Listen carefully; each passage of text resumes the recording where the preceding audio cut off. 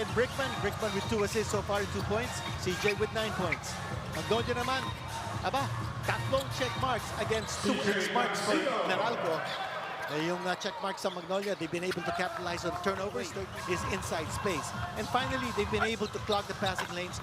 12 to 10, an advantage ng Magnolia in assists. Clifford Hopia making his presence felt here in this third quarter. Hindi nakapag-box out itong si Hester. Masyado na siyang malalim. Halos nasa ilalim na ng ring doon. Kaya Hester against Hopia, and then they go to Chris Yusuf with a shot and the conversion. By the way, nakikita ko kanina si assistant coach ng Magnolia. napakalapit na. You've got to mention that because grabe ginagawa niya, especially underneath the boards. Oh, Hester there with a steal. Brickman's got to take this. And he does. Baroka gagamitin yung screen. Umatake sa gitna. Bounce pass. Papunta kay Buffin. Sa ilalim. He backs it home. And now they're going to Buffin. Nusam nasa ilalim. Naghanap pa ng pasa. Papunta kay Hester. Muntik maagaw. Brickman. Same spot. Same result. Second 3 of this quarter para kay Jason Brickman. Ginawa naman ng Meralco kay Buffin. Kanina we mentioned about the 3-point shooting ng Meralco. For Magnolia, they're hitting 5 out of 8. That's a hot 62.5% for 3-point distance. Of our third quarter, Cancino, double crossover. Inikot yung bola. Brickman, titira na naman. Pangatlong tres dito sa ating third quarter. 11 points. Di pa masyadong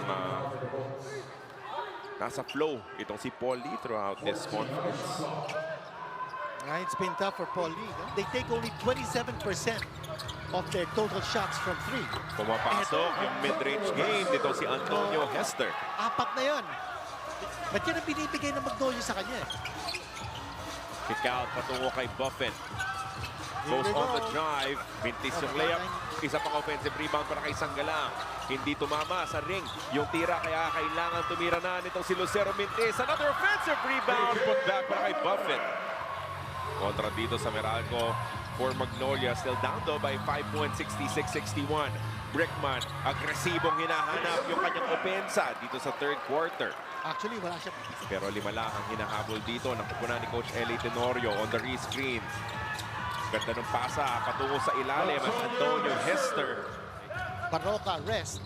There's that pick by Sanggalang at tinira na lang ni Jerome. Tumuloy lang itong si Lastimosa. Nakita niya, wala nang help defender.